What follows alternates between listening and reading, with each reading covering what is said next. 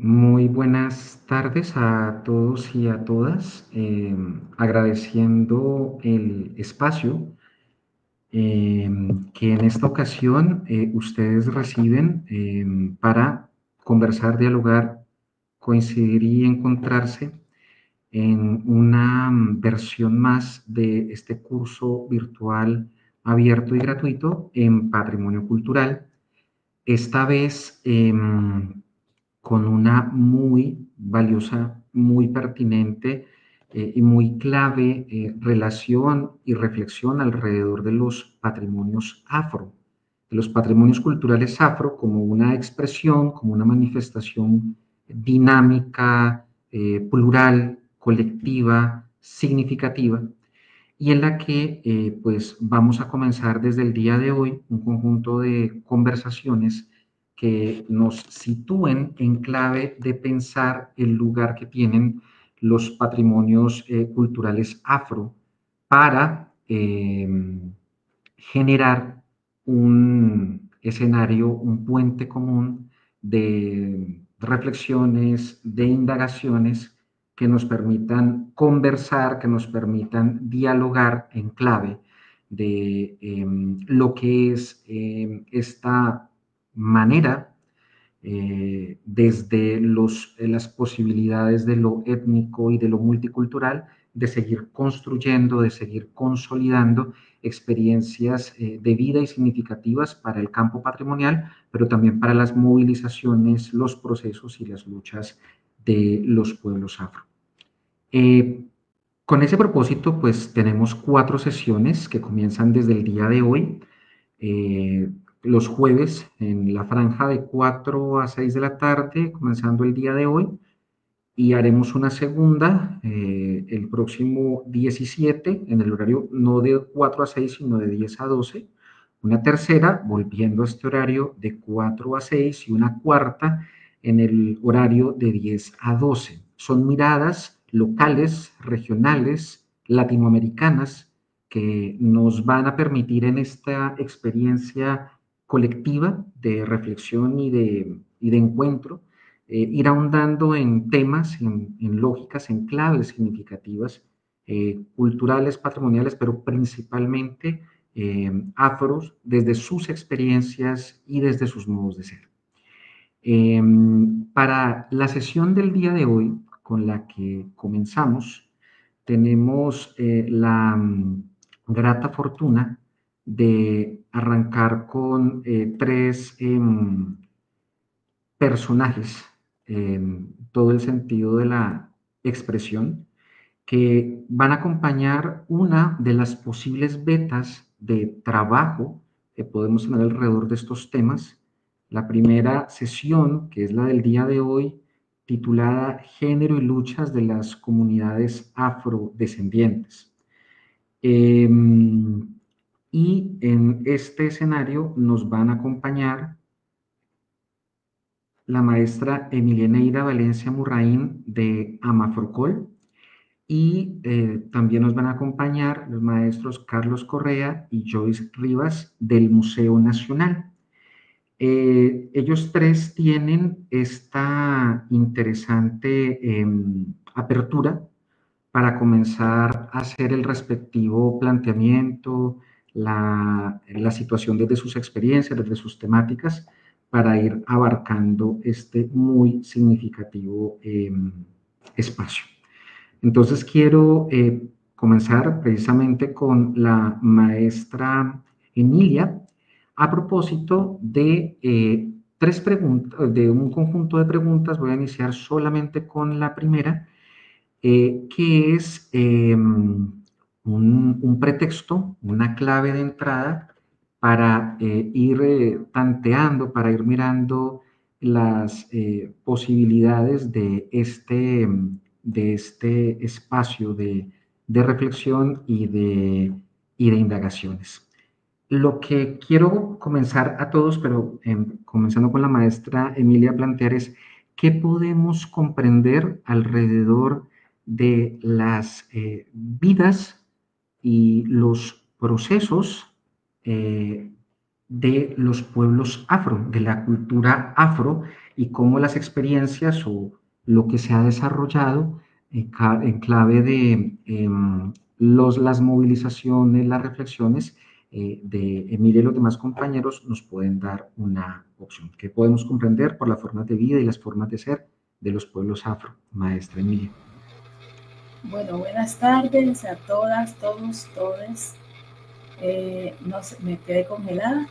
Ah, en cuanto a esa pregunta, tengo que decir que las formas de vida de nuestros pueblos negros, bueno, en Colombia hay, por decir algo, 3 grupos o casi 4 grupos claramente limitados, que son lo que conocemos como los pueblos negros afrocolombianos, que están asentados en la región del Pacífico, sobre todo. Los pueblos, el pueblo raizal, que es el de San Andrés y Providencia, y el pueblo palenquero. Y digo que 4 o 5 porque incluso en los pueblos del Pacífico tenemos la división del norte y el sur. Yo básicamente puedo hablar del norte, de donde soy, y puedo decir que esas formas de vida de nuestros pueblos son un cúmulo de costumbre, de hábito, de preservación, de identidad, de preservación de costumbres, de preservación de tradiciones que se hacen a través de muchas manifestaciones, muchísimas. Nosotros allá lo conocemos como la ética del vivir y del morir, porque tiene unas peculiaridades, por ejemplo, en el tema de la solidaridad, que es muy, muy recurrente en los pueblos negros.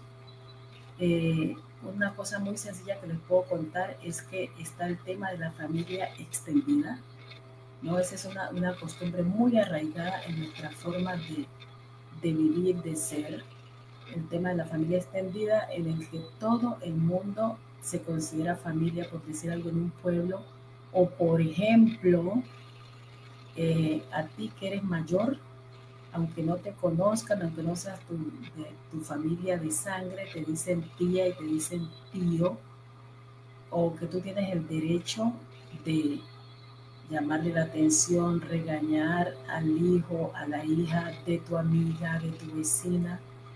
Eh, Otra característica es que entre todos y todas nos cuidamos, somos muy solidarios y solidarias, y hay casos en los que se hacen, por ejemplo, adopciones sin documentos, por decir algo, cuando una familia tiene muchos hijos e hijas y tiene situaciones precarias para educarlos, para mantenerlos a todos y a todas, otra familia que tiene más posibilidades puede hacerse cargo de uno de esos hijos o de esas hijas y educarlos sin que haya que mediar, por decir algo, aspectos legales, ¿no? Esos procesos legales. Eso es nuestra forma de ser en los pueblos del Pacífico, sobre todo en el Chocó, o sea, Pacífico Norte. Y en cuanto a la ética del morir, no sé si ustedes han escuchado que para nosotros y nosotras la muerte es un espacio de congregación, un espacio de colaboración, porque cuando alguien muere, convergen muchísimas personas de todos lados, y todos y todas aportan para que el velorio o la velación, como se quiera llamar, se lleve de la mejor forma posible, aportan económicamente. Y esto se hace a través de unos rituales que se conocen como los alabados, ¿no? El velorio de los difuntos adultos son los alabados, y el velorio de los difuntos menores de edad son los famosos chiguaros. Es decir, a grandes rasgos, grosso modo, esas serían algunas de las características de la forma de comprender y de ser de los pueblos afro en Colombia, porque tendría que hablar mucho más en cuanto a los raizales y a los palenqueros, pero realmente ese es un campo que todavía está por explorar en mi caso, porque yo soy del Pacífico Norte, o sea, de Chocó. Muy, muy clave Y resuena mucho esta idea de la ética de la muerte, que es muy poderosa entre diferentes elementos que su merced maestra nos ha compartido. Bueno, para seguir en esta primera preguntita, este primer motivo, eh, nos acompaña también Carlos Correa del Museo Nacional. Carlos, muchísimas gracias y cuéntanos sobre esa misma base de inquietud, de indagación que podemos ir comprendiendo alrededor de estos procesos de vida y modos de ser afro. Muchas gracias. Hola, buenas tardes. Eh, un saludo a todas las personas que están conectadas, siguiendo la transmisión. Un saludo también a mis compañeras que están aquí participando en esta sesión, a la maestra Emilia y a mi colega y amiga también, Joyce Rivas. Bueno, con respecto a esta primera pregunta de qué podemos comprender por las formas de vida y las formas de ser de los pueblos afro, yo quisiera compartir con ustedes desde el proyecto Museo Afro de Colombia. eh, Me gustaría compartir con ustedes que una experiencia que se realizó en el Museo Afro de Colombia, que tiene que ver con la realización de una serie web que se llama Un viaje por la memoria. ¿Por qué quiero compartir con ustedes esta serie para hablar de esta pregunta sobre los modos de vida y los modos de ser de los pueblos afro?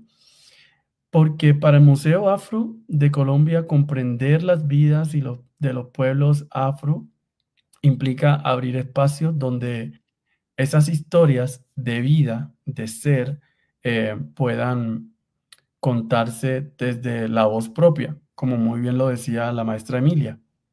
Eh, em, y es precisamente en ese tenor que esta serie web que se llama Un viaje por la memoria, la realizó el proyecto de Museo Afro durante el año 2023, y empezó a ser publicada en diciembre de ese año.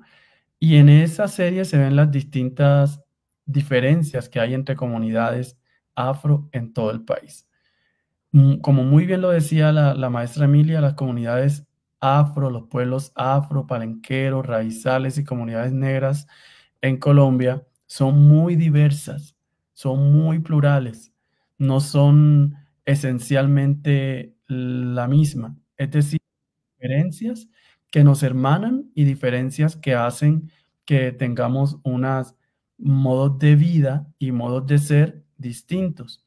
Por ejemplo, yo vengo del Caribe colombiano, donde hay similitudes con el Pacífico, donde también se encuentra comunidad afro, pero también hay unas similitudes. Y en esa serie web que se llama Un viaje por la memoria, estas historias de, de vida hablan de las identidades, de la resistencia, del territorio y de la creatividad que tienen las comunidades afro. Ser afro en Colombia es tejer entre el pasado y el futuro, es ir luchando por una especie de justicia y aportar a la construcción de esta nación que nos ha, digamos que, excluido de varios procesos de construcción identitaria. Todo este tipo de cosas se materializan en esta serie web que se llama Un viaje por la memoria.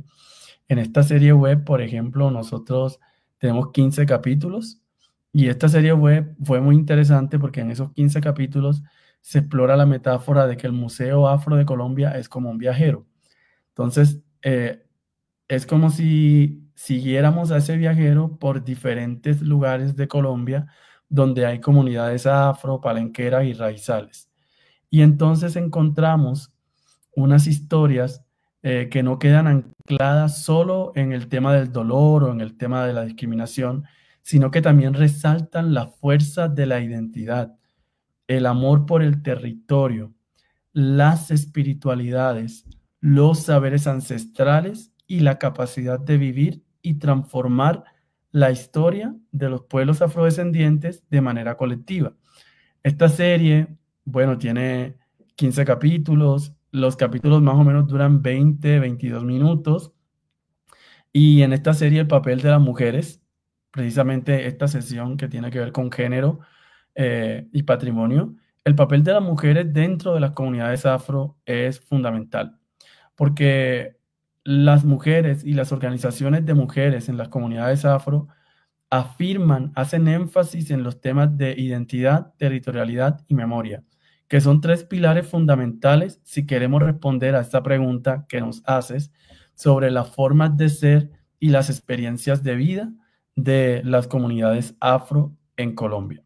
Entonces yo les invito a que si pueden ver esta serie web, la encuentran online en la página del Museo Afro de Colombia, la pueden buscar allí en el internet, tenemos también un canal de YouTube y ahí vamos viendo estos 15 capítulos.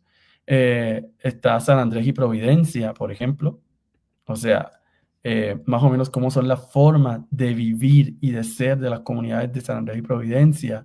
Está el Palenque de Urré, un proyecto de etnoeducación que atraviesa la experiencia de vida de esta comunidad. Están también herencias negadas y resistencias en las comunidades afro en el Valle de Aburrá, en lo que se conoce ahora como Antioquia, Medellín, que son lugares donde usualmente no ubicamos a las comunidades afro. Decimos, bueno, Medellín quizás ahí no hay gente afrodescendiente, pues sí hay. Y tienen unas experiencias de vida muy interesantes que atraviesan estos temas de lo que estamos hablando, de espiritualidades, de resistencias, de memoria. También, bueno, en el norte del Cauca, la serie también viaja al norte del Cauca, la serie viaja al Urabá, donde se analizan procesos de sanación desde la memoria. También la serie va a unos lugares de la geografía nacional, como el Casanare. Cuando hablamos de Casanare, hablamos de los llanos orientales, le decimos así, ¿verdad? En Colombia. Y usualmente pensamos que en los llanos orientales no hay comunidades negras. Y sí hay comunidades negras que tienen unas formas de vida, unas formas de trabajo en el territorio que son muy interesantes y que precisamente ayudan a contestar esta pregunta que nos hace. También del Pacífico Caucano, del cual habló la maestra Emilia, San Basilio de Palenque, el Pacífico Nariñense, Quibdó. También esta serie va por los Montes de María en Bolívar, va por el puerto de Buenaventura, por la ciudad de Cartagena de Indias, por la ciudad de Bogotá, donde hay unos saberes afrodiaspóricos muy interesantes en esta ciudad. Y finalmente la serie, este viajero, que se llama Un viaje por la memoria, que va contando estas experiencias de ser y experiencias de vida de las comunidades afro a lo largo del país, termina en Cali. O sea, en Cali es el último capítulo de la serie. Y bueno, en Cali, porque en Cali va a ser la futura sede física del Museo Afro de Colombia. Entonces también ahí se cuentan estas experiencias. Gracias. Muchas gracias a ti, Carlos. Bueno, y acompañando este diálogo, Joyce nos puede también, desde su punto de vista, Joyce Rivas, pues acompañar con la misma clave de formas de ser de los pueblos afro. Bueno, mi nombre es Joyce Rivas.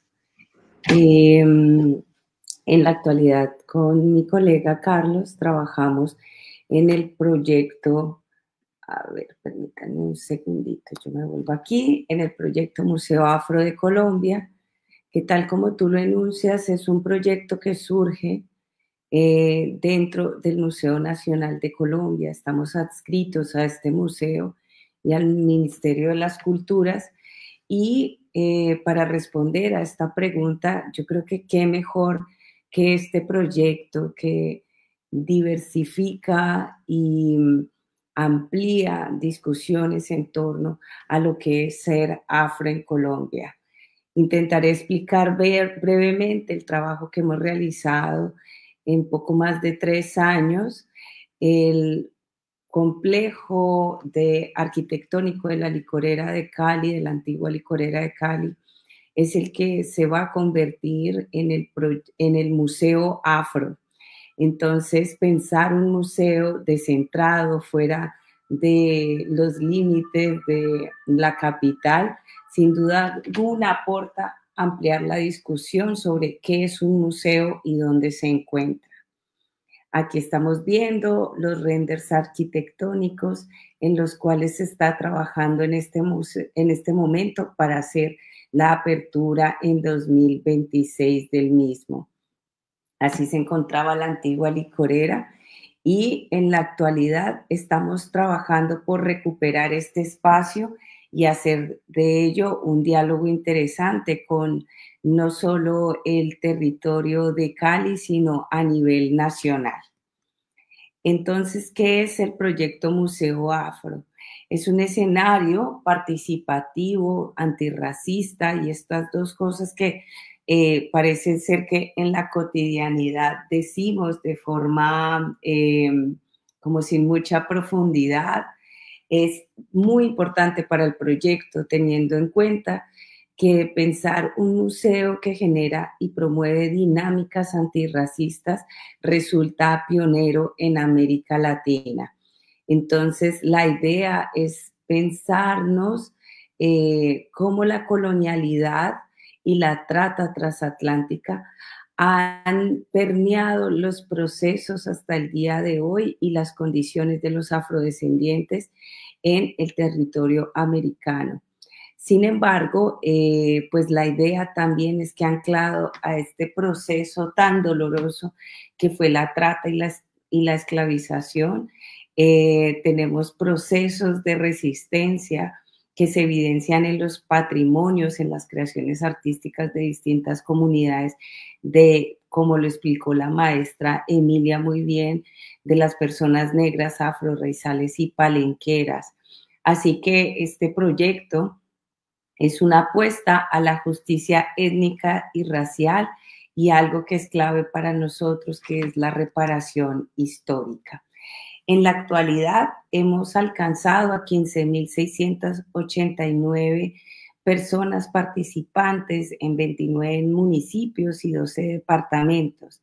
Esto, como lo dijo Carlos hace unos instantes, desde este viaje por la memoria, pero también en distintos diálogos que han contribuido para que precisamente no generemos un discurso homogéneo donde seamos solo congregados todos los afrodescendientes, sino que tengamos allí discusiones ampliadas al respecto. Como lo vemos en este mapa, hemos hablado con poblaciones del Valle del Cauca, Nariño, Bolívar, Chocó, Córdoba, Antioquia, Guajira, y hemos alcanzado, como lo decía mi compañero, un número importante de personas en distintos escenarios donde se piensa que no hay comunidad afro.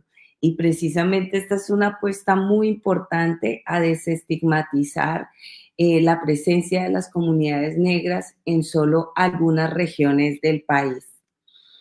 Si vamos acá a esta diapositiva, estos son algunos de los temas que han surgido de estos diálogos. Entonces, ¿qué es la autonomía? ¿Qué es ser afrodescendiente?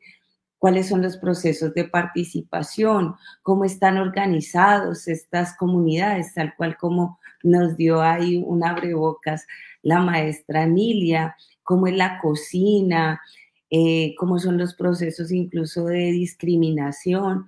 ¿Cómo son las organizaciones dentro de la colectividad? Cómo hay cartografías, museologías, y esto es súper importante, cómo se representan los saberes, cómo hay procesos de colonización, cómo la oralidad y la sanación son aspectos importantes. Y bueno, aquí tenemos más de 200 palabras que surgen y que se ven materializadas en distintos escenarios que hacen parte del proyecto Museo Afro. El proyecto tiene 4 fases. En nuestra primera fue la planeación museológica, donde se produjeron estos diálogos. Nosotros nos encontramos en la segunda fase, que es de investigación museológica y curatorial, y casi que estamos pisando esta fase 3 de diseño e implementación, para así producir nuestro proceso de apertura en el año próximo. Todas estas palabras que vimos allí en largas discusiones con distintos grupos focales en distintos escenarios del país, se hicieron parte y se materializaron en lo que nosotros llamamos el guión museológico. Allí hemos agrupado por temáticas todas estos intereses, estos conceptos que parecen a veces incluso tan abstractos, y es así como en primera instancia incorporamos los africanismos o lo que llamamos huellas de africanías. Allí vamos a hablar de las lenguas, los nombres, los apellidos, los procesos de migración y cómo incluso los procesos ligados a la religión y a las creencias están permeando procesos de religiosidad en la actualidad. Como un segundo eje, tenemos los procesos de colonización y resistencias y estos anclados desde el comercio triangular, desde las rebeliones y los procesos de cimarronaje que hemos vivido las comunidades afro desde la colonia hasta la actualidad. Hay algo muy importante y es pensarnos en un museo vivo, y esto surge de la pregunta de cómo nos imaginábamos el museo. Entonces, lo que han dicho las comunidades es que se imaginan un museo vivo y yo creo que es súper pertinente incluso para esta jornada que estamos teniendo el día de hoy, porque eso irrumpe significativamente en la idea que tenemos de los museos y de conservar el patrimonio, ¿no? El patrimonio es como algo a veces intangible o en su defecto algo que no se puede, a lo que uno no se puede aproximar y tocar. Y es allí como un museo vivo donde los instrumentos se puedan tocar, donde haya canto, baile en la cotidianidad, significa un reto para la construcción de este museo. Sin embargo, para ello también hemos llevado a cabo metodologías de co-creación y hemos reflexionado precisamente sobre lo que es la afromuseología y lo que implica. Este es un concepto innovador que se está pensando con la apuesta de Sur-Sur, y yo creo que es bien disruptiva para la noción de museo. Las corporalidades, cómo nos pensamos el cuerpo, cómo eso está materializado en la cultura sonora, en el movimiento y en la representación. Las filosofías y saberes, cómo permean los procesos de espiritualidad de la medicina tradicional y procesos de educación antirracista. Luchas cantadas habla de precisamente estos enlaces que tenemos con los pueblos de Haití y cómo eso se ve también representado en los republicanismos negros, en los procesos que han llevado a cabo tantos intelectuales negros y negras en nuestro país. Y miren qué pertinente, las mujeres y los feminismos negros. En cuanto a estéticas y representación, que este es uno de mis ejes favoritos, y es porque precisamente yo soy artista visual, casi que lo que más permea las comunidades es como una ausencia aparente de la representación, y en ello los artistas hemos hecho eco y a partir de procesos de representación hemos reivindicado la presencia de las comunidades afro-raizales y palenqueras del país. En el eje 8 hemos mostrado o queremos evidenciar más bien cómo la cultura es una víctima precisamente de estos procesos tan violentos y cómo el conflicto y el posconflicto evidencian el maltrato que ha tenido las comunidades a lo largo del tiempo. En ecosistemas y tecnologías, pues son saberes en torno al agua y esos saberes tradicionales los que permean este eje. Nosotros desde el área de curaduría hemos hecho un mapeo de algunos artistas y se los traemos en este momento a colación para que ustedes conozcan un abrebocas de lo que va a ser este museo. Entonces tenemos varias formas de aproximarnos. La cocreación es, aunque está aquí en esta diapositiva de últimas, es una de las más importantes. Procesos de adquisición, préstamos y comodatos.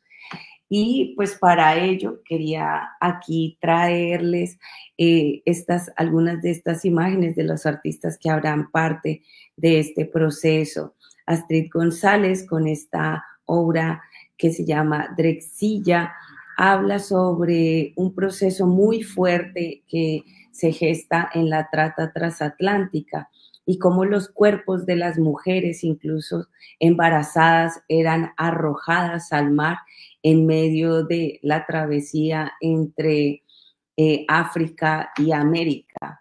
Y ella lo que hace es ficcionar esta idea de unos niños que crecen en el fondo del mar y que comienzan a formar una comunidad allí. Así que en esta instalación lo que vemos es un poco de ese conocimiento ancestral que logran recuperar estos sujetos que gestan y maduran en las profundidades del mar.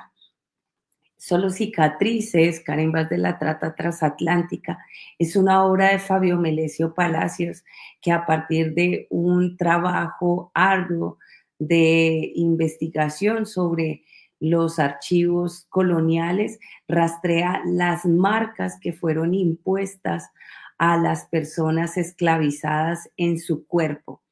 Estas marcas se producían para evitar el cimarronaje o el robo de las personas esclavizadas.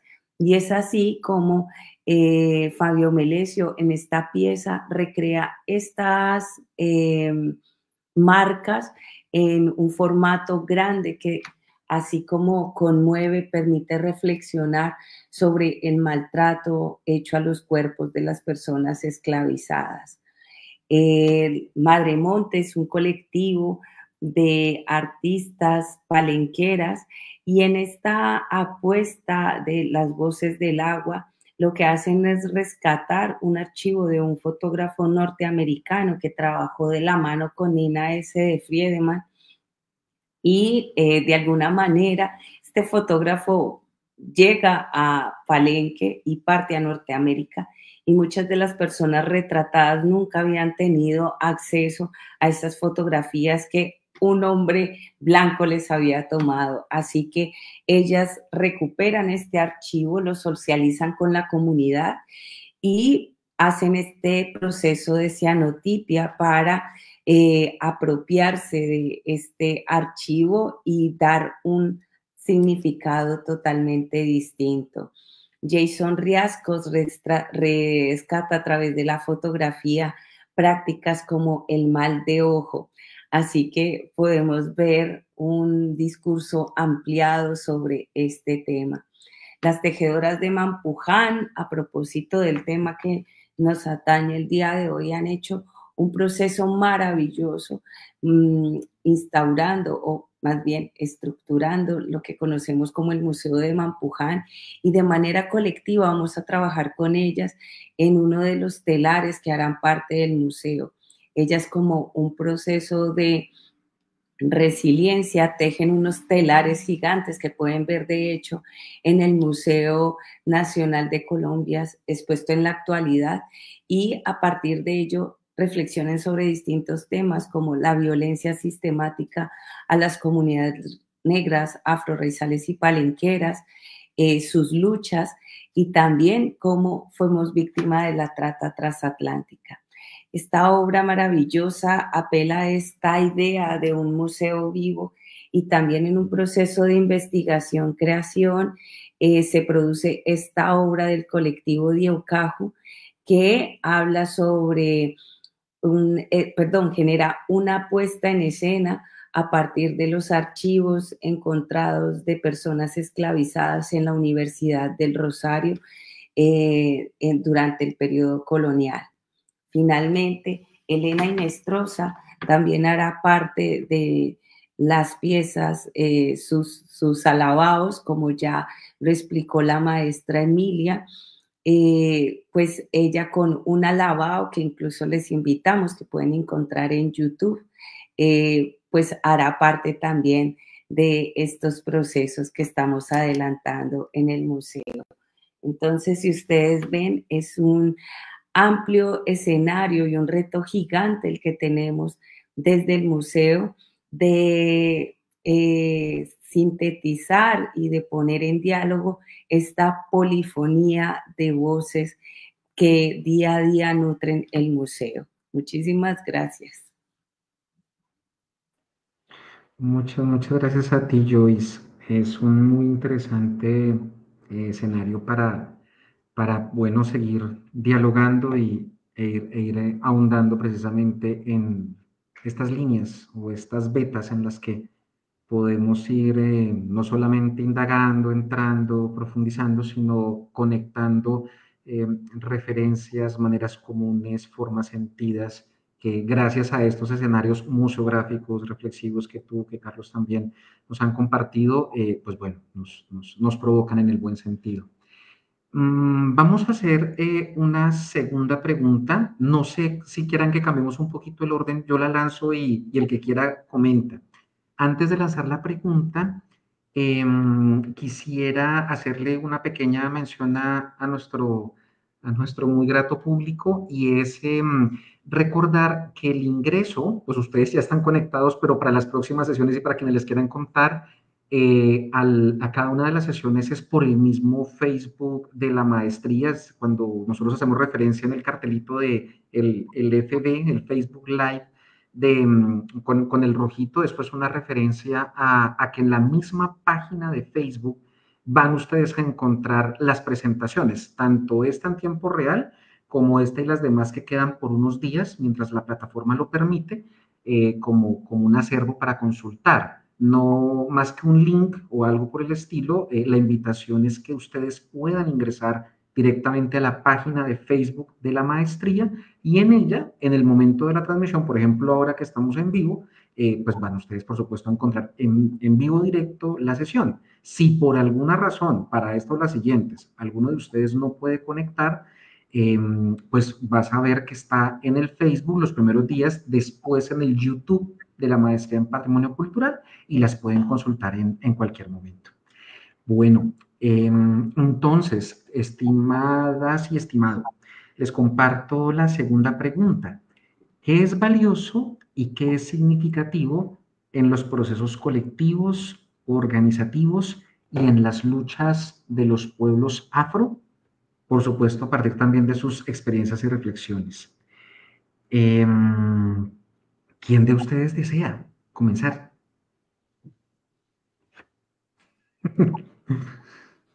Maestra Emilia. Yo estaba diciendo que Carlos, pero bueno. Bueno, qué valioso y qué significativo. Bueno, vamos a ver si yo soy capaz de compartir algo aquí. Voy a ver si soy capaz. Como para ilustrar lo que quiero decir. Aquí estoy tratando, por eso yo decía que si me ayudaban desde allá mejor. Y ahí están viendo.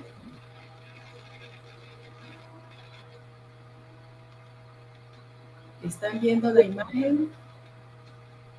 No. Todavía no. Todavía no. Ay, De pronto tarda un momentito. Caramba, espérenme un segundo, porque yo la tenía aquí listita. Allí tampoco. Para poder ilustrar mejor esto que quiero decir. Está aquí más. Vamos a acá.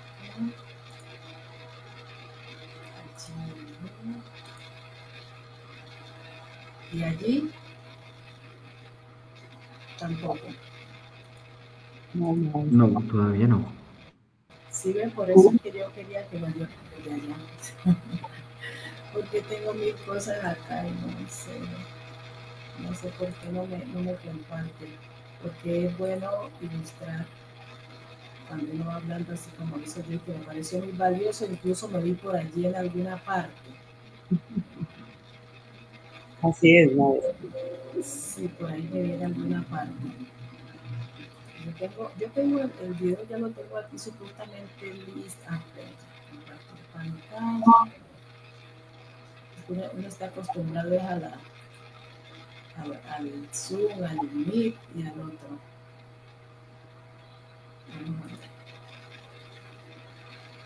Si no, pues igual. Sino que quería mostrar para que escucharan de viva voz.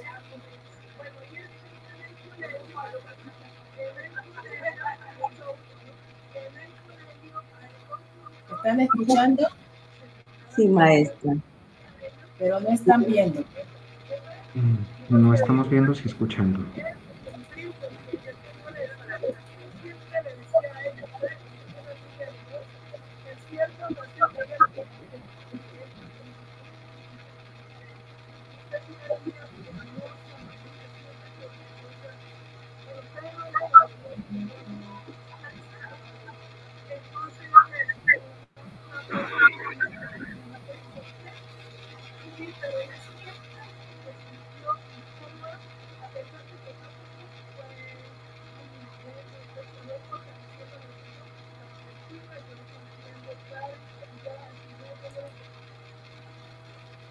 No, lo chévere era que ya. Espérenme un segundo que ya me apareció aquí. Ya me apareció. Ok. Enlace, compartir ventana. Ya me apareció. Estoy ya toda la pantalla. Ay, no. Ventana. Porque lo chévere es que vean el espacio en el que las mujeres están conversando, para que puedan entender lo que yo quiero. Si no, pues tocará después. Bueno, voy a empezar por lo significativo. No me sale. Que es significativo en los procesos colectivos el hecho de que justamente una se congrega o forma colectividades, sobre todo en las ciudades, porque cuando nos venimos de los territorios rurales, entonces nos mata la nostalgia de lo que dejamos atrás, del río, de todo lo que hacíamos en el río, de las comidas, de los juegos infantiles, de las festividades y el choque también de la racialización que sufrimos en las ciudades, que es lo que nos están contando allí, hace que nos congreguemos. Eso es lo significativo. Toda esa problemática que hay, la racialización que sufrimos todo el tiempo. Porque, por ejemplo, en Cali, siendo la ciudad, como ya todo el mundo lo sabe, con mayor población afro de Latinoamérica después de Salvador de Bahía, según las estadísticas demográficas, la racialización es terrible aquí y constantemente las mujeres nos sentimos vulneradas, bueno, los hombres y las mujeres, pero también mucho más las mujeres por todos los temas de sexismo, machismo, patriarcado que nos atraviesan. Una cosa pequeñita para los que nos están viendo y de pronto no dimensionan esto. Aquí en Cali es muy común que una mujer que vive en un barrio estrato 4, 5, 6, que son los de clase media alta, por decirlo así, que son casas bien dotadas, en barrios más o menos bien organizados, es muy común que te perciban no como la dueña de tu casa, sino como la empleada del servicio doméstico, ¿no? Como la empleada del servicio doméstico. Y usted ve deambulando la mujer en los condominios, ha pasado que le preguntan, ¿en qué casa trabajas? O cuando tocan a la puerta de tu casa y tú eres la dueña, ¿no? Y la persona que toca la puerta de tu casa te pregunta por la señora. O cuando vamos a los almacenes, a los centros comerciales, que también le pasa mucho a los varones sobre todo, y el celador te persigue porque cree que vas a robar, o que te sacan cosas de bajo precio porque crees que no tienes poder adquisitivo para comprar esas cosas. Entonces, eso ha hecho que nos congreguemos, que nos unamos para combatir todas esas cosas y para conservar la memoria de las tradiciones de nuestros pueblos a través de la comida, que entre otras cosas sí hay que decir que se han perdido algunas tradiciones, algunas costumbres, pero la única que persevera es, yo siempre digo, la memoria gastronómica, bueno, la memoria de la cocina.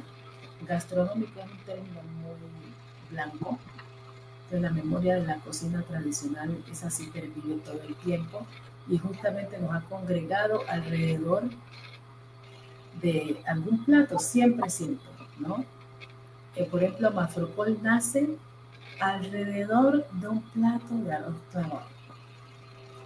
Compartiendo ese plato de arroz clavado, porque se me ocurrió la idea, justamente yo invité a las mujeres de diferentes regiones a compartir un plato de arroz clavado, y ahí propuse la idea de crear a Mafropol para hacer frente a todos esos problemas de los cuales les estoy hablando. Eso es lo significativo. Lo valioso es que a partir de esa colectividad conformamos una especie de territorio urbano, un grupo muy solidario, una familia, la verdad.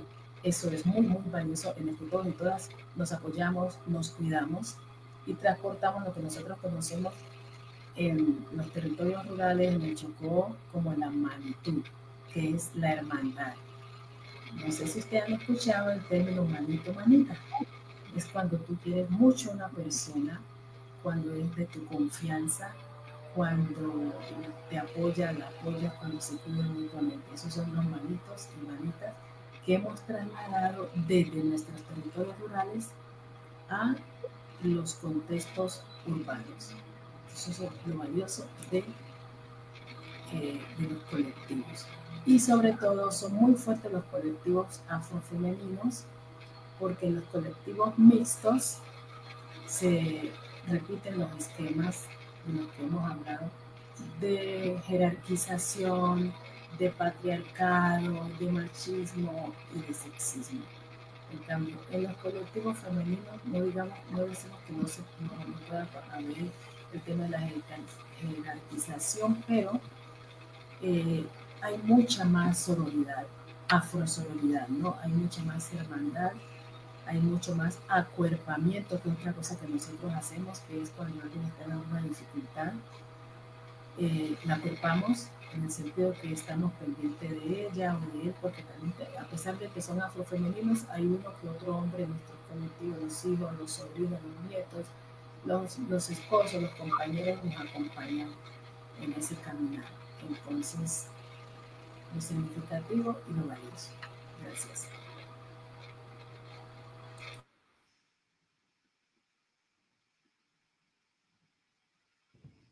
Muy bien. ¿Carlos o Joyce?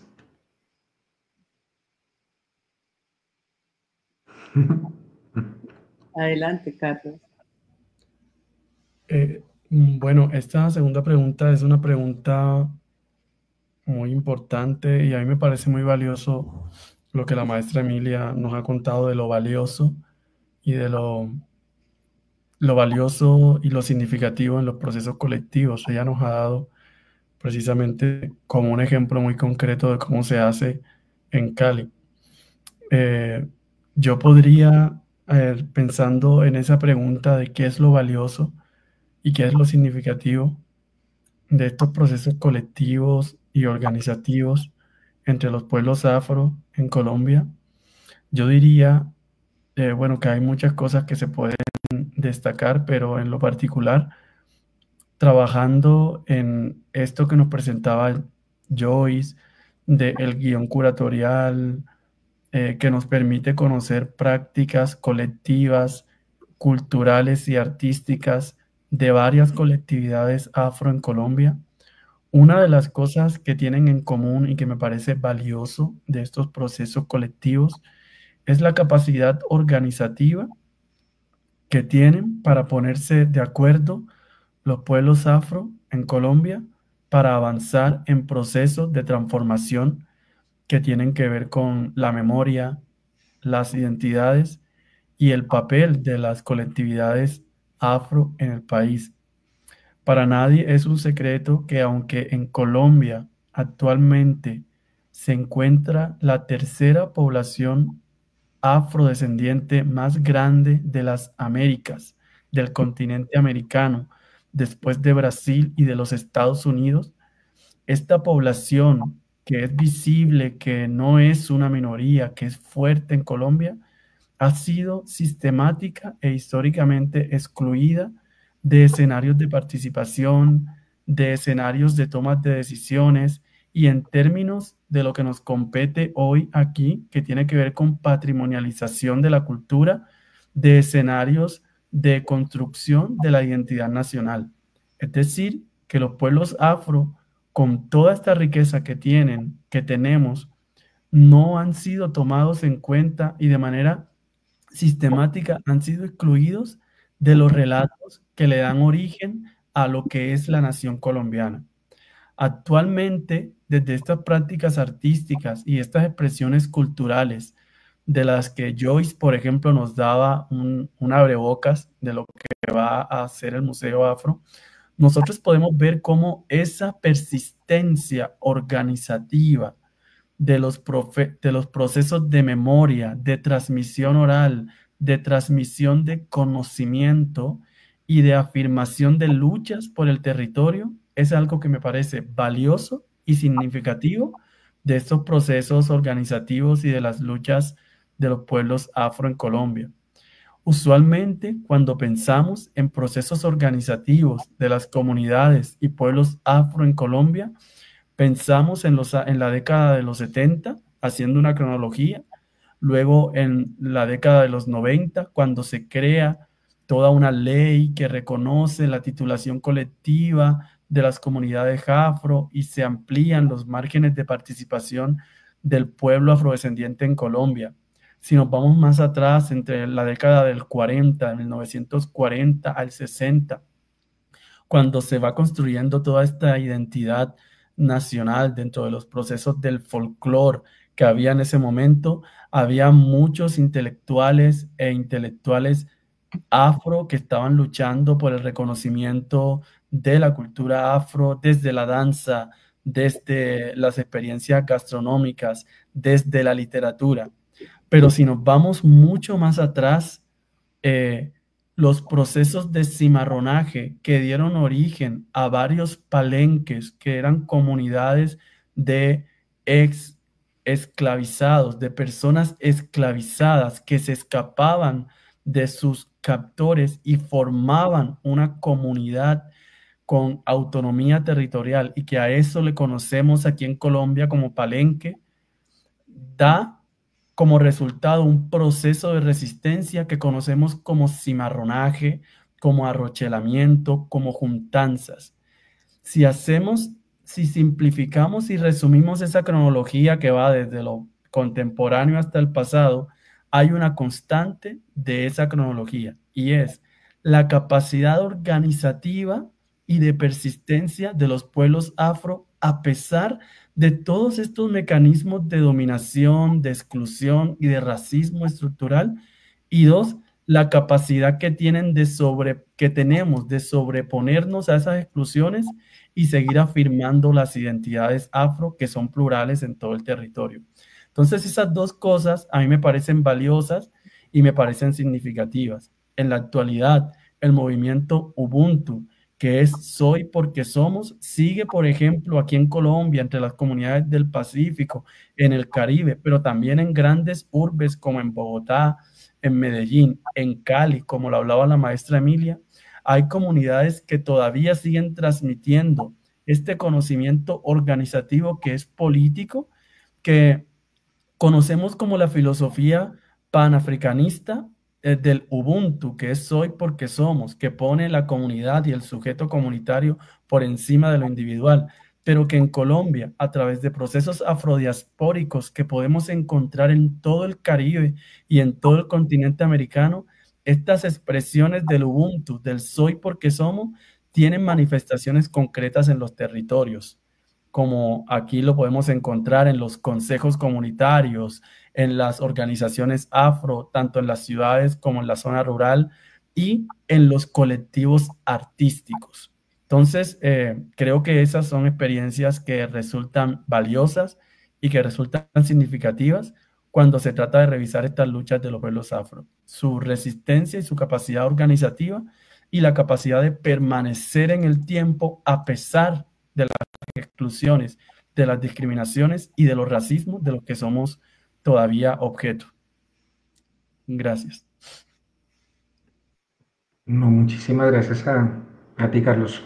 Muy clave y muy bien puesto en clave del hecho o de los hechos sociales significativos que van dando más amplitud. Es como lo maravilloso de escucharlos a ustedes en clave de ir encontrando esos escenarios del cómo ir haciendo, del cómo ir consiguiendo también, como lo valiosísimamente lo presentaba también la maestra Emilia.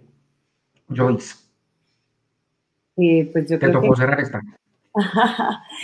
Pues Carlos ha dado una respuesta súper amplia respecto a precisamente lo significativo y lo valioso de estos procesos. Yo solo agregaría que desde el Museo Afro, y hablo en particular desde allí, no sería viable sin precisamente los procesos organizativos que han llevado a cabo comunidades afroraizales y palenqueras desde no solo la ley 70, sino muchísimo antes, ¿no? Entonces lo que estamos obedeciendo realmente en este momento es a una demanda colectiva, un deseo aunado de crear un museo, con todo lo, como ya les había dicho, con todo lo que ello implica, ¿no? Incluso diálogos de si debería llamarse museo o no, porque la idea de un museo es absolutamente colonial, o si se debía llamar antimuseo, o cómo colocarle a ese espacio. Pero precisamente era una demanda, ¿no?, de las comunidades. Y allí en estos procesos colectivos es donde se producen no solo acuerdos, sino también, bueno, se producen acuerdos, pero se producen también tensiones. En medio de esas tensiones nos permitimos reflexionar sobre lo que queremos y hacia dónde vamos. Y yo creo que un aspecto muy importante es pensarnos el museo en red, en este caso en particular, donde el museo no es el que está como en la cima diciendo esto es un museo, sino de alguna manera más bien como una plataforma que permite visibilizar procesos previos. Ya se sabe, hemos mapeado desde el Museo Afro cómo otros museos se han creado desde hace mucho tiempo en distintos escenarios, en San Basilio de Palenque, pero también en Córdoba, también en Chocó, en distintos lugares. El museo mismo de Mampuján es quien nos enseña a construir este museo, cómo se puede generar un museo hablando desde escenarios dolorosos sin entrar a hacer acción con daño. Entonces, yo creo que generar este tejido, y a mí me parece linda la expresión de museo en red y pensarlo así, como lo han dicho en distintos escenarios los agentes que han participado de estos escenarios, es como una atarraya tejida que cada punto da tensión, pero también se vuelve un escenario fuerte de participación.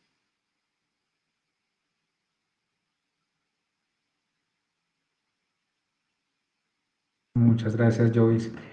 Otro escenario en clave es la red, ¿no? La posibilidad vinculante y continua dentro de procesos que se van significando, resignificando, coincidiendo, interpelándose, y vean cómo ese ejercicio patrimonial en clave de museos más, bueno, está muy en moda, muy en boga esta noción de museo vivo, pero más allá de eso, las vidas presentes en lo que se puede ir, lo que puede converger, lo que puede encontrarse, y ustedes dan una muestra bastante valiosa y significativa de estos referentes. Hay una tercera pregunta para hacer una reflexión, bueno, dentro de este mismo campo de reflexiones, un punto de lanza, un punto de referencia más que invitamos después de que nuestros invitados presenten esta respuesta o estas posibilidades de respuesta, que ustedes, estimado público, también hagan sus preguntas, continúen sus comentarios. Hemos visto la interacción por los chats y como siempre es muy valiosa. Pero entonces vamos con el que sería el espacio de la última pregunta por parte de esta, pues como de esta moderación, pero insisto, queda abierto el escenario para lo que ustedes les suene y les resuene. La pregunta es esta para nuestros invitados, invitado e invitadas. Desde sus experiencias, ¿cómo el arte y los feminismos construyen experiencias de sentido y contribuyen a las identidades afro? Es como una pregunta, un poquito también en clave abierta, pero para seguir explorando respuestas. La maestra Emilia está todavía por ahí, ¿cierto? Sí, pero, pues, ¿qué me dice usted, maestra, si desea comenzar con esta o que los compañeros comiencen con esta y usted cierra? ¿Listo? Bueno, Ajá. si quieren yo arranco. Vale. Bueno, esta pregunta a mí me confronta como artista. Voy a hablar un poquito de lo que hace el museo. Las representaciones de mujeres desde distintos escenarios han sido bien importantes y yo creo que el arte es un aspecto fundamental. Entonces vimos la obra de Astrid como yo todo el tiempo digo que los artistas hablamos temas difíciles de un modo muy particular, ¿no? Entonces, como que todos estos temas como la esclavización, la exclusión, se vuelven escenarios precisamente para abordar desde el arte.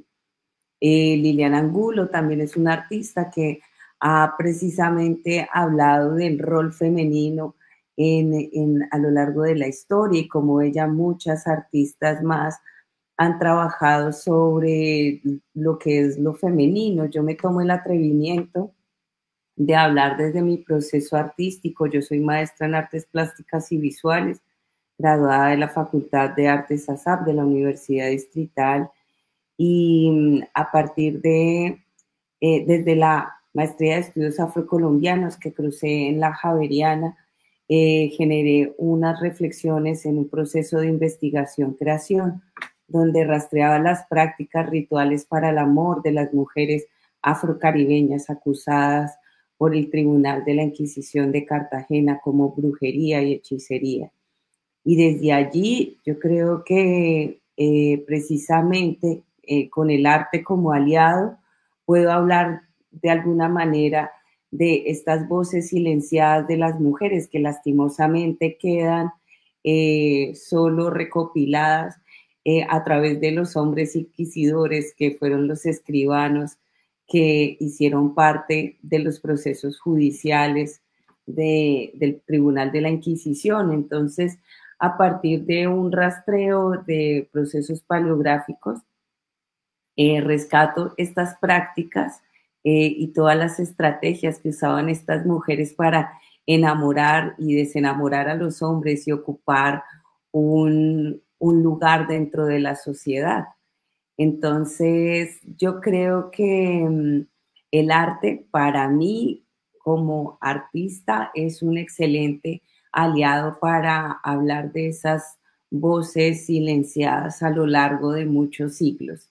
Entonces, pues nada, es una invitación también a ver cómo las artistas a lo largo de mucho tiempo hemos estado dándole una voz y visibilizando las luchas feministas de muchas mujeres.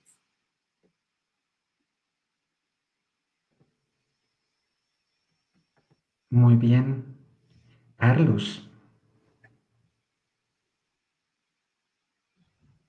Bueno, es una pregunta muy interesante en relación a de las experiencias, ¿verdad? Yo no soy artista, pero bueno, soy antropólogo y he estudiado a lo largo de mi trayectoria como investigador, antropólogo y lingüista, prácticas artísticas antirracistas. He trabajado en algunos proyectos y digamos que el proyecto que más me apasiona ha sido el del Museo Afro.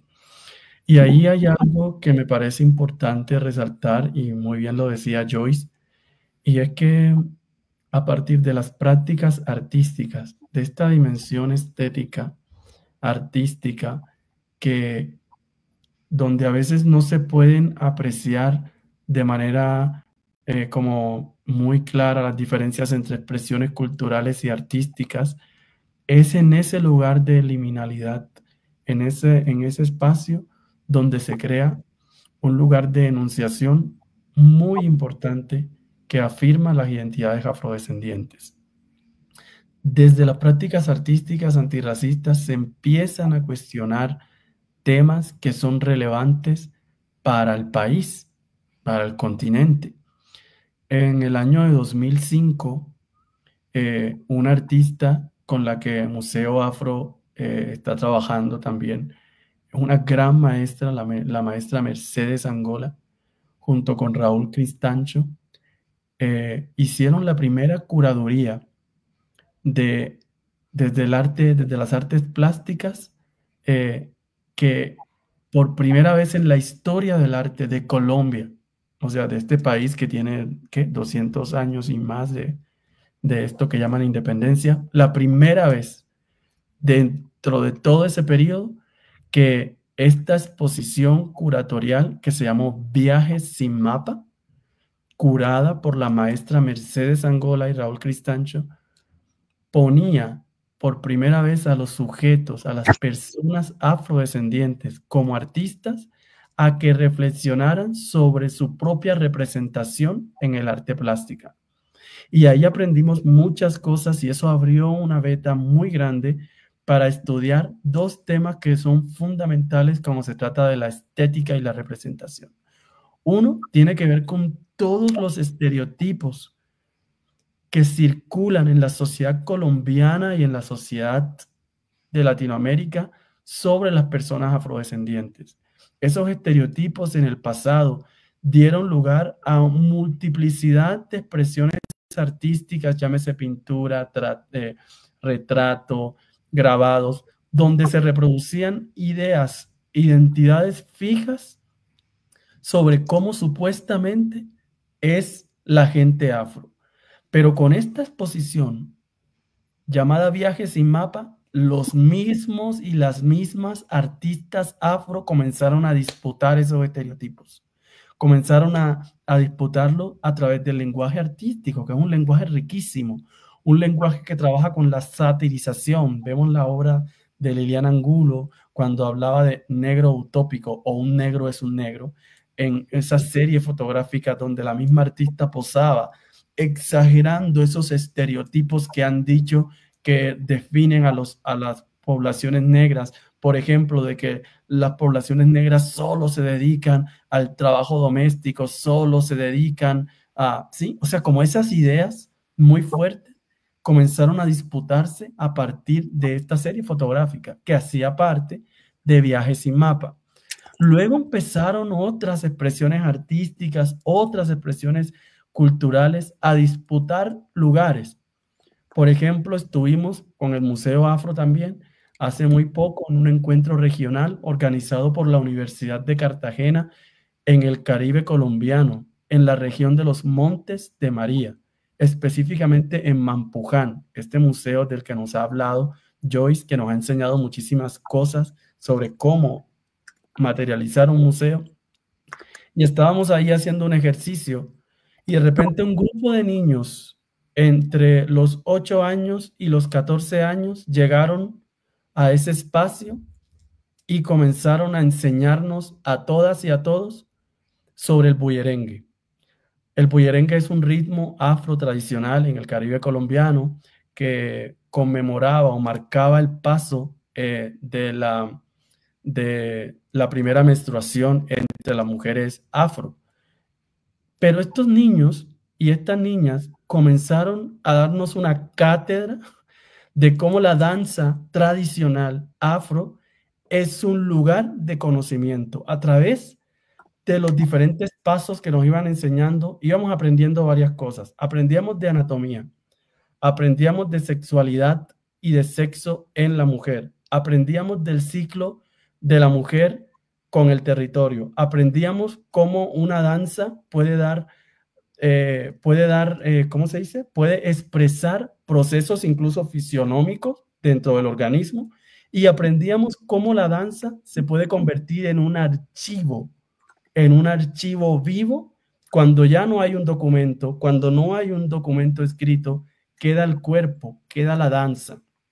Y ahí aprendíamos que una danza que viene de finales del siglo XVII, es decir, de 1670 y algo, cómo esa danza todavía perdura y cómo todavía nos enseña de los conocimientos que tienen las comunidades afro en relación al cuerpo, a la sexualidad, a ciclos vitales en la mujer como la menstruación, por ejemplo, a lo que significa socialmente dentro de las comunidades afro convertirse en una mujer que ha pasado por lo que se llamaba la ritualización de la pubertad. Y eso nos lo enseñaron unos niños de 8 a 14 años, paso por paso, diciéndonos el nombre de los pasos, cómo se bailaba y qué significaba. Entonces, con esto cierro. Es decir, que desde las experiencias artísticas y culturales de las poblaciones afro hay expresiones de conocimiento vivo que son muy valiosas y que no vamos a encontrar en los libros, que no vamos a encontrar en otros espacios, pero que encontramos allí en las comunidades afro. Entonces, yo quería compartir precisamente eso, de cómo eso es valioso.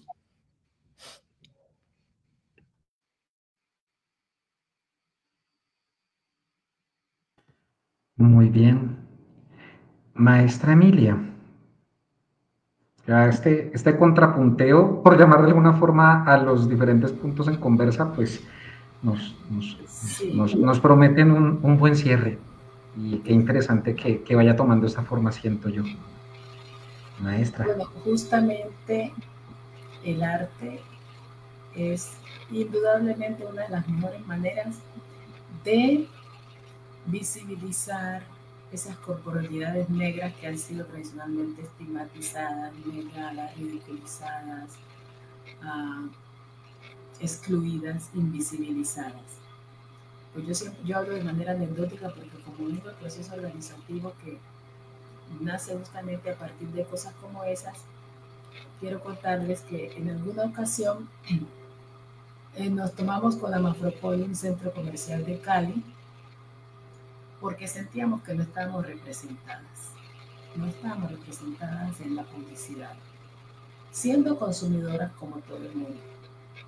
Y fue una cosa muy buena porque nos íbamos de almacén en almacén, que queríamos comprar una prenda, y luego cuando teníamos la prenda en la mano preguntábamos a la dependienta, a la vendedora, si ella creía que nosotras teníamos poder adquisitivo para comprar, por decir, una blusa, un par de zapatos, un bolso, y ella nos respondía que sí. Y preguntábamos, ¿y por qué nosotras no estamos allí? ¿Cómo así preguntar? ¿Por qué no estamos en la publicidad? Eso lo hicimos en varios almacenes, varias marcas reconocidísimas a nivel nacional e internacional, no puedo mencionar para no hacer publicidad. Y justo en diciembre de ese año empezaron a aparecer las imágenes de mujeres negras, tal y como nosotras queríamos con nuestra propia estética, con los diferentes estilos de cabello, que es de lo que nosotros más nos hemos ocupado del movimiento estético político.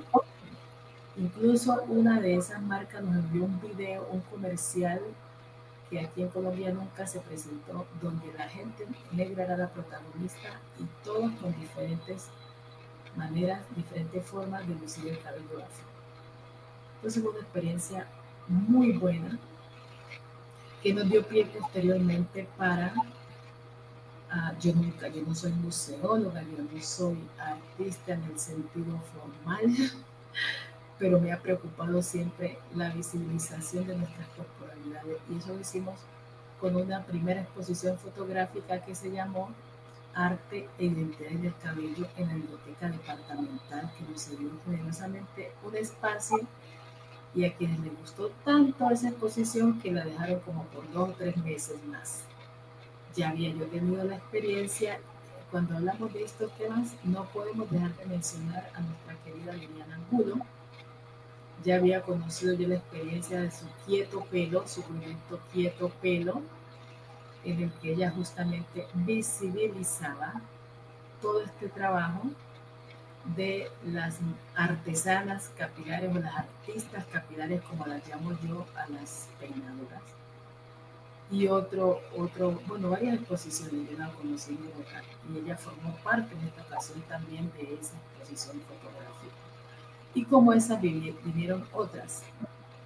Entonces allí estamos nosotras, a la vez que resaltábamos lo precioso, lo valioso, lo bello de una práctica cultural ancestral de los pueblos negros en todo el mundo, que hay que decirlo, que aunque hay diferencias, como ya las mencionamos, entre los pueblos negros en Colombia y en todo el mundo, diferencias en las cocinas, diferencias en la música, diferencias en las danzas, en las costumbres, hay un único elemento común en todos estos pueblos, y adivinen cuáles, justamente los peinados.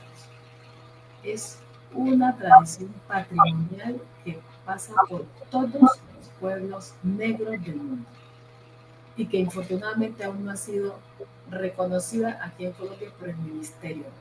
Yo siempre digo, no es que nosotros necesitemos que nos validen, pero pues estamos en un sistema donde hay que pasar por unos procesos que nos permiten de pronto avanzar más en el reconocimiento. Entonces, como mujeres, mire, hemos aportado en ese sentido a nuestra visibilización, a nuestra validación como cuerpos negros que están en resistencia. Y también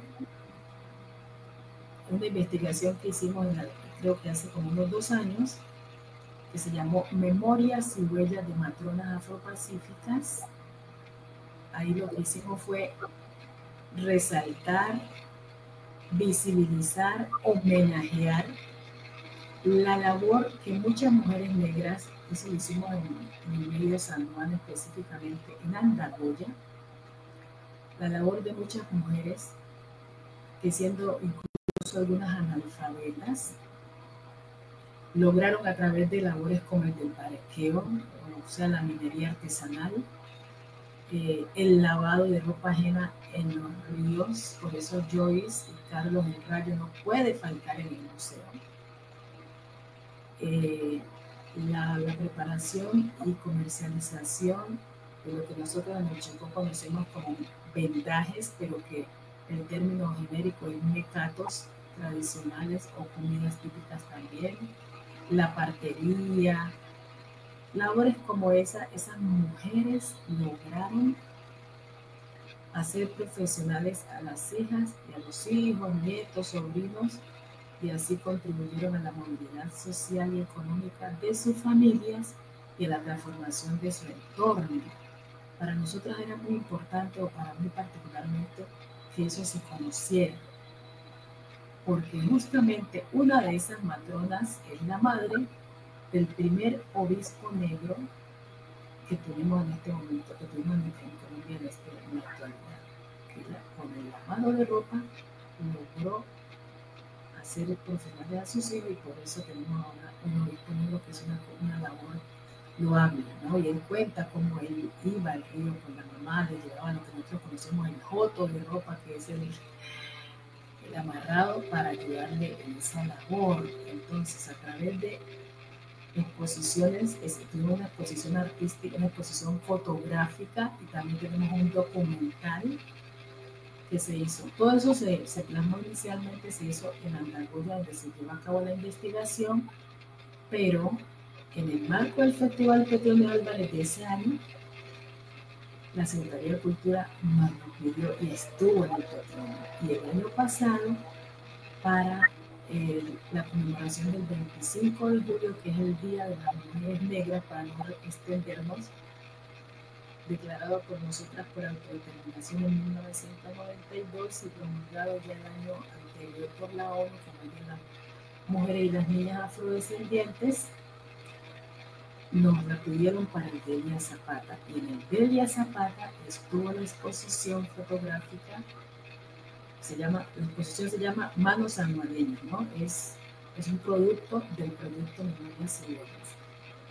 Y allí se mostraban no solo las fotografías, sino también los artefactos, los elementos como el rayo, el aguamanil, la batea, el almocáfare, todo en honor a esas feministas negras que ni siquiera conocían la palabra feminismo en ese entonces, pero ya lo eran de hecho, ¿no?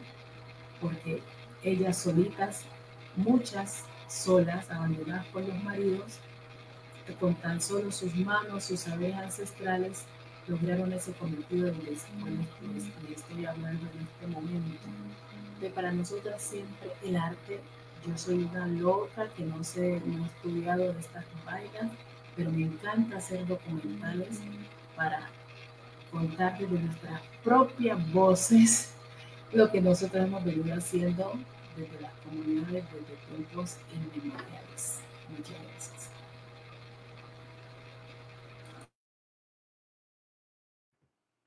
Perfecto. Bueno, con esta interesante primera, ronda de preguntas que van pasando por el lugar, la memoria, las posibilidades de ser enclave de estas luchas, de esas apuestas de mujeres y su transitar, permítanme la palabra también, trascender en medio de estos procesos, de estas dignificaciones aquí presentadas, pues creo que es un buen punto para hacer una pequeña ronda en los minutos que nos quedan con los asistentes, invitarlos e invitarles a que nos compartan comentarios, preguntas, de acuerdo a lo que nuestros invitados han venido pues planteando el día de hoy. Entonces queda abierto. Mientras ustedes van planteando sus preguntas, sus comentarios, pues agradecer a las diferentes personas que se han conectado desde diferentes lugares. Tenemos desde Cuba, desde Cali, desde el Pacífico, desde el Oriente colombiano también, no solamente desde la región de Boyacá, donde tiene lugar este posgrado, sino desde diferentes partes, desde Guatemala nos están saludando, desde Argentina, desde México, desde también Salamina Caldas, unos Guanajuato, México, con una nutrida participación. Quedamos muy agradecidos. También el semillero Convilesa es un semillero de investigación dentro de nuestra Escuela de Ciencias Sociales en manifestaciones de la diversidad cultural afro en la ciudad de Tunja. Desde la Patagonia Argentina, desde diferentes lugares, el Meta, el Casanare, colombianos, desde la Ciudad de México, que es sin duda muy significativo. Voy a compartirles la pregunta que hace Janet Alexandra Yepes Montufar. Me gustaría conocer un poco más el desarrollo del guión museológico del museo. Carlos y yo, es lo que quieran de pronto comentar o ampliar un poco, estaría formidable.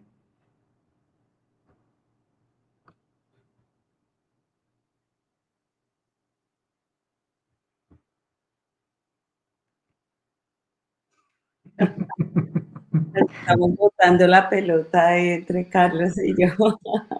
Bueno, lo que pasa es que ha sido Bueno, un trabajo conjunto. Digamos que lo primero fue cómo aterrizar todas estas temáticas que les mostré, ¿no? Y allí yo creo que incluso quedan por fuera de esta diapositiva muchísimos más temas, pero con el equipo que venía trabajando desde el año pasado, el maestro Sergio Arboleda, Belia Vidal, Rudy Amanda,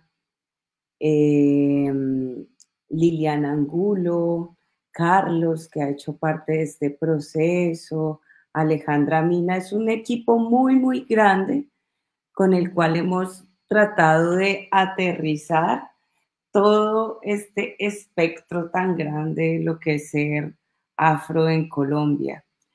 Y bueno, primero se hicieron muchos diálogos, luego eso lo llevamos como a mesas de trabajo en las cuales íbamos agrupando por temáticas. Y a partir de ello, pues establecimos estos 9 ejes que fueron de los que les hablamos a ustedes. Y pues hemos hecho esas agrupaciones. Y esto a su vez, o sea, esto en este momento es un Excel. Carlos siempre dice que es un Excel así como gigante, siempre volvemos sobre ese Excel, porque esos ejes se vuelven subejes y a su vez, pues, como ir materializando esto, ya sea en piezas de co-creación o como les mostraba en la presentación, por adquisición, por donación, con lo que implican las donaciones, porque como ustedes saben, pues tenemos que tener toda la infraestructura para albergar y conservar estas piezas. Y a su vez también qué objetos, ya sean piezas arqueológicas, documentos históricos, pueden nutrir estos guiones. Y también pues nos vemos volcados y volcadas a pensar, digamos, hay procesos museológicos más contemporáneos que rompen, ¿no? Y rompen con esta idea de guión, ¿no? Entonces, nosotros hemos pensado como en ejes que se trencen y que vayan dialogando por el espacio. Hemos hecho ejercicios donde nos imaginamos las sensaciones al llegar al museo, qué sensación viene primero, además que algo que se ha vuelto todo un tema de discusión es lo de la trata transatlántica, cómo debe aparecer y sentirse, ¿no? Si hay espacio de pronto para incluso sentarse y dialogar sobre este tema y cómo un proceso de cuidado llega a trabajar allí una vez se hable sobre un tema tan doloroso como este. Entonces, pues para responder un poco a tu pregunta, hemos trabajado mucho en ello, suscita muchísimos diálogos y pues oportunamente publicaremos como en la página del Museo Janet sobre estos documentos que todavía están en construcción. Yo no sé si Carlos quiere complementar con algo que se me escape frente a esta pregunta.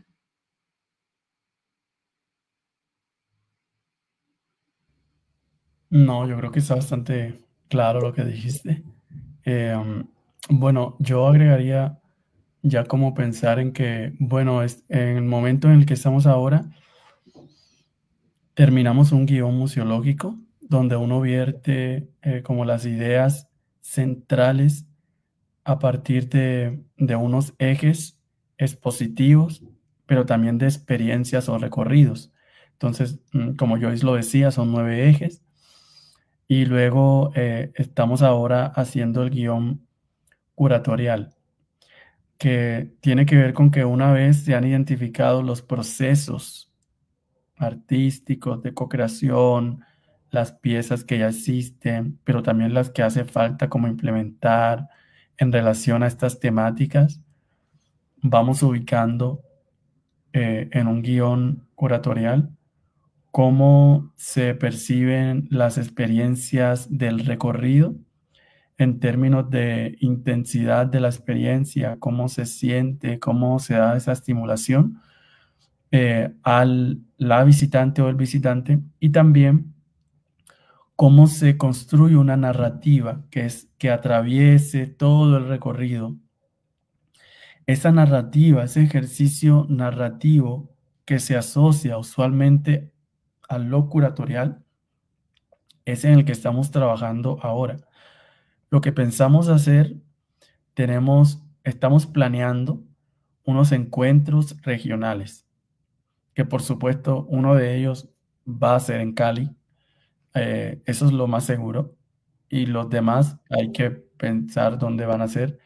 Y la idea es testear de manera participativa, que este guión curatorial se haga de manera participativa, es decir, nosotros vamos a llevar una propuesta, así de, miren, esto es, así lo estamos pensando, pero lo que ha hecho fuerte este proyecto de Museo Afro, como lo decía Joyce, es esta idea de museo en red, es esta idea de que haya escenarios participativos donde constantemente, a través de las iniciativas afromuseológicas, de organizaciones afro, de casas de la memoria, de casas de la cultura, siempre se esté revisando y pensando de qué manera este ejercicio curatorial interpela no solamente a las comunidades afro, porque este no es un museo solo para las comunidades afro, es un museo para Colombia.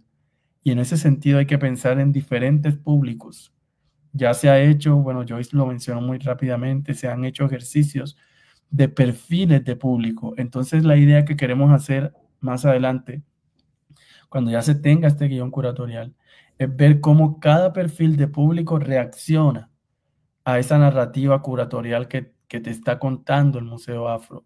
¿Cómo lo entiende un niño afro de una comunidad en Quibdó, de un barrio en Quibdó, la capital del Chocó? ¿Y cómo lo entiende una persona que de pronto no está familiarizado ni familiarizada mucho con las cosas de las culturas afrodescendientes, pero que también va a visitar el museo? Entonces eso es un ejercicio que nos hace falta hacer, y eso constituye lo que se llama un ejercicio de guión curatorial participativo. Entonces es eso. Muy bien. Algo, perdón, antes de continuar con las preguntas, que a título de mis colegas, pero también de mi persona, rescato muchísimo de estas experiencias, es la apertura en la construcción de estas apuestas de guión. Estas apuestas de guión suelen ser desafortunadamente muy verticales y hegemónicas en la tradición museográfica que nosotros hemos tenido. No, más allá de las valiosísimas personas que puedan estar en instituciones culturales del país, sí tiene mucho sentido decirlo desde esta palestra, desde cualquier escenario, esta maestra lo dice, que sentimos una desazón por la continua y progresiva verticalidad de las apuestas museográficas en clave histórica. Ustedes pueden ver cómo las diferentes entidades públicas o privadas han sido históricamente tremendamente verticales y reiteran desde las prácticas, no tanto desde los discursos, esas hegemonías de las altas culturas. Y el hecho de que hayan desde diferencias, desde divergentes, desde diferentes experiencias, formas de construir estas museografías y estos accesos, como bien lo dices, no solamente para los pueblos y los públicos afro, sino para las transversalidades de una sociedad tan diversa y tan disímil como la colombiana, es algo muy valioso y que les agradezco muchísimo en esto último que dicen, porque aunque no sea el eje concreto de esta experiencia formativa en patrimonio cultural, sí es una preocupación que nosotros tenemos. Y el hecho de que ustedes la planteen dignamente, la muestren y sobre todo que nos permitan encontrar esas articulaciones, esos canales, es algo muy, muy valioso y muy legítimo. Entonces, pues perdona ahí la cuña, pero sí, sí quería como decírselos porque pues es muy valiente de su parte y nos enseña y nos motiva, que creo que es como lo más significativo. Hay tres preguntas más que por tiempo y para no extender, pues vamos a hacer. Hay dos preguntas que se dirigen a la maestra. Sin embargo, si ustedes, estimada Joyce y estimado Carlos, consideran que es súper pertinente ampliar, estaría magnífico. Eh, la primera pregunta, voy a dar las dos de una vez, a ver la maestra Emilia que nos comparte y ustedes también en clave de cómo esto va ubicándose. Elisa Candela hace la primera pregunta, ya les indico la segunda. Dice ella, a mí me gustaría saber cómo la maestra Emilia ha trabajado en el territorio en sus proyectos de las trenzas. Es la primera pregunta. Y de una vez, para dejar un espacito para la última que nos hacen, por tiempo, insisto, no por falta de interés, porque esto está muy potente, es esta pregunta que Malupe Rayo hace de la siguiente manera. ¿La lucha afro es una lucha por derechos o por reparación histórica? ¿Qué experiencia vivencial desde la oralidad, creo, podría compartirnos la maestra Emilia? Insisto, maestra, porque usted la está nombrando, pero los compañeros, si quieren complementar también, súper bienvenido.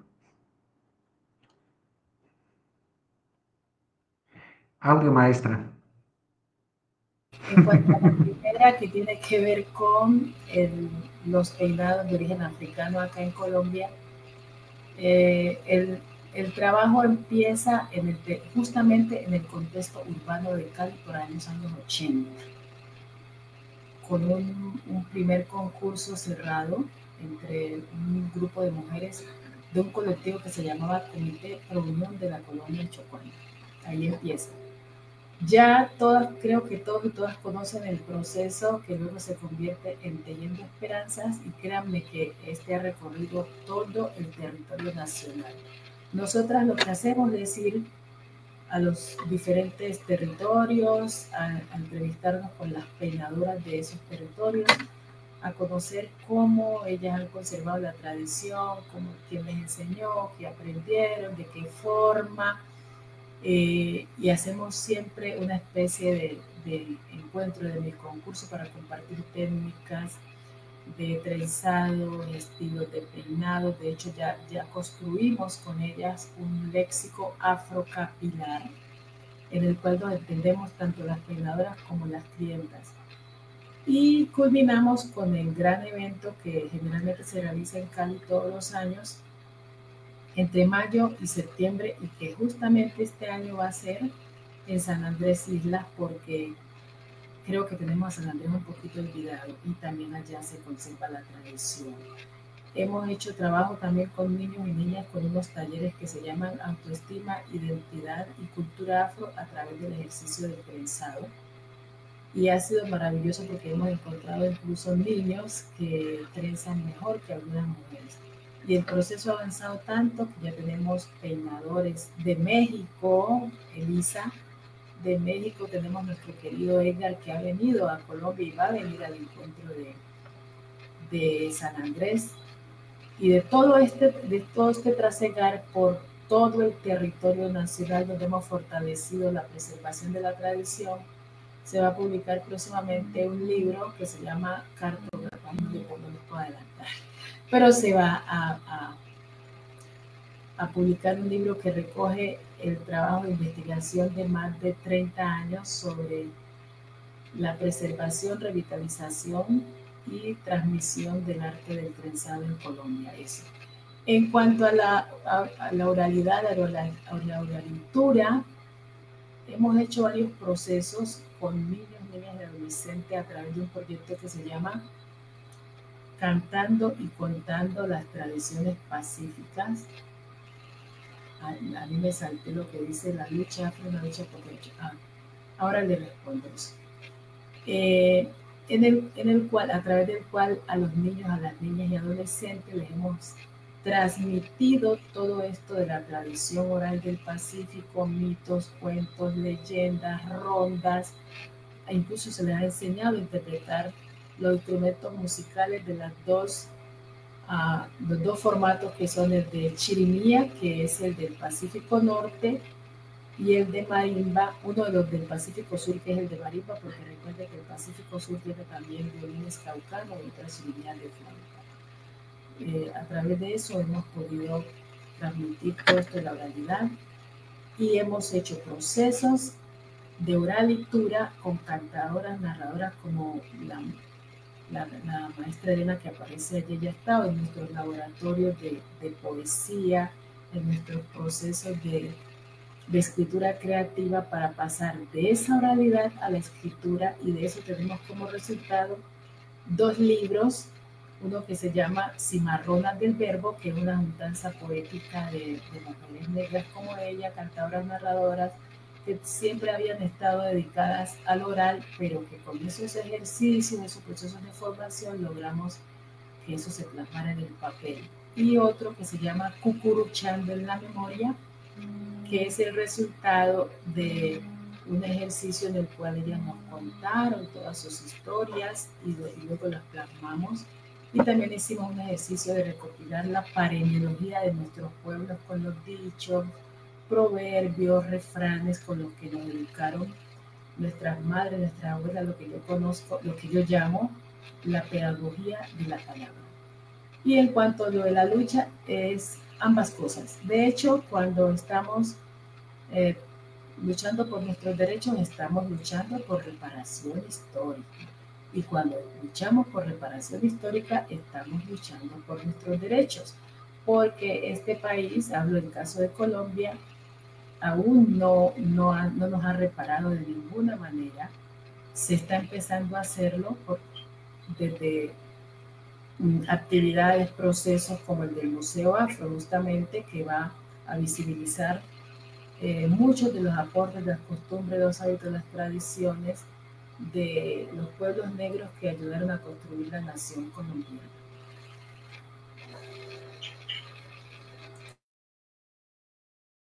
Muy interesante. Estimados, ¿algo que quisieran complementar de lo que la maestra Emilia bien nos planteó? Yo creo que la maestra de manera muy completa respondió a estas 2 preguntas. Gracias. Perfecto. Voy entonces con una más, que es la última, por tema de tiempo, agradeciéndole muchísimo a la audiencia y por supuesto a ustedes. Y la hace Gabriel Gabó. Es cómo podría vincular el museo las diferentes academias existentes en Cali, como por ejemplo la Academia de Historia del Valle del Cauca. Entonces, saludos a Cali y a los del Valle del Cauca. Pues esta tiene un archivo importantísimo sobre las ciudades confederadas y ayudaría a complementar la memoria de los pueblos afro. Esta academia necesita llegar a las juventudes, pues la mayoría de sus miembros son literalmente adultos mayores. Carlos, Joyce, ¿qué les suena de Gabriel Gabó y su intervención? Pregunta.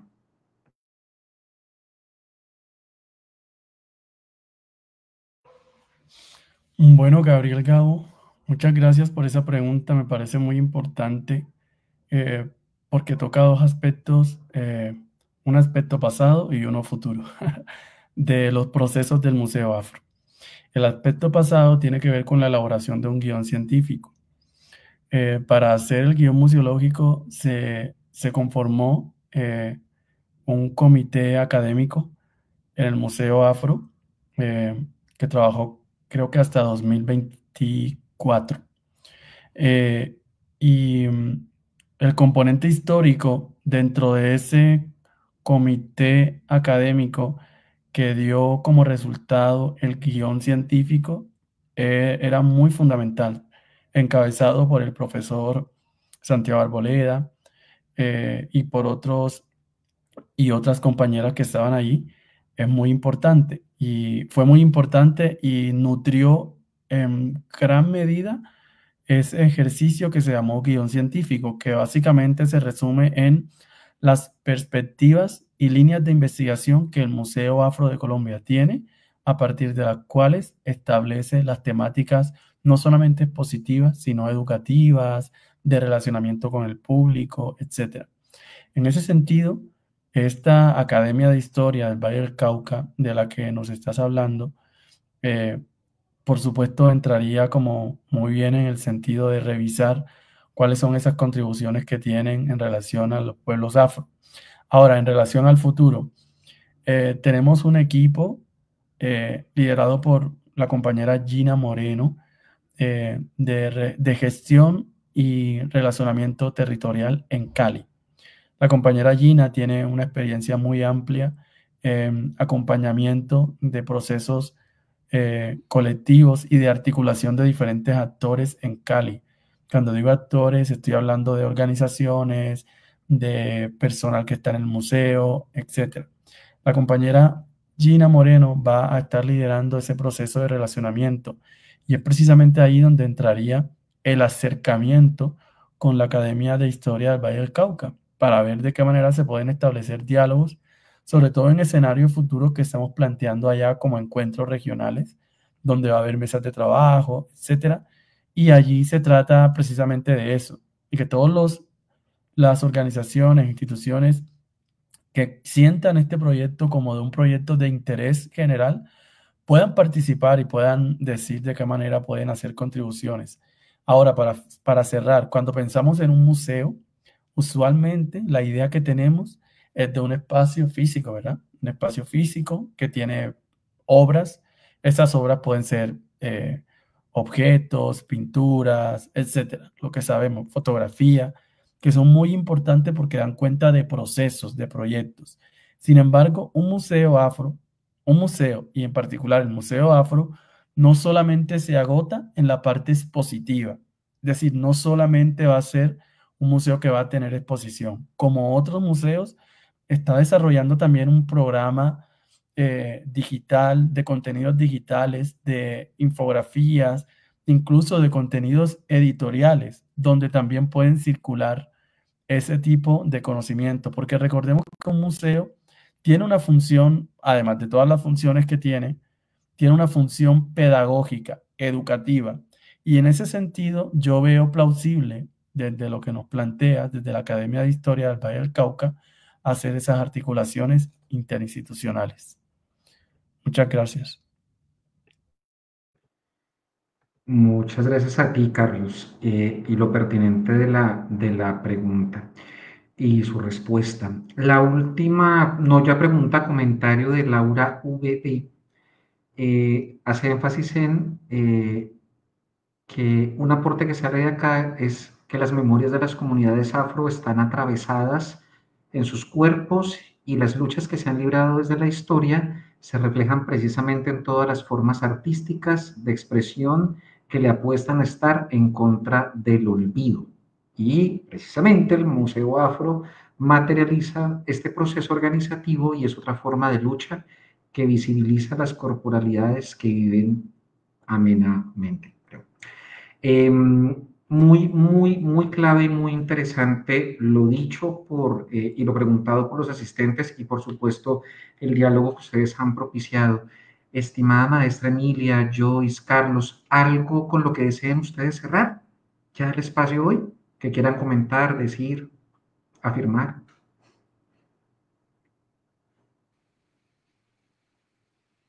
Pues yo por último diría que sigan nuestras redes sociales del Museo Afro, que allí se irán enterando de los avances, de eventos, también habrá información sobre los capítulos de la serie web, abiertos y abiertas siempre a generar diálogos, Este no es un museo que construyen unos pocos, sino, como ya les dije, es una polifonía, así que bienvenidos todas y todos con sus apreciaciones, comentarios y sugerencias.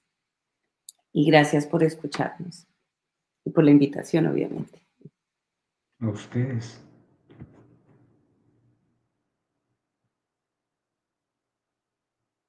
Nada, lo mismo que dice Joyce, que sigan la red de Amafutuay para que se enteren de todo lo que hacemos.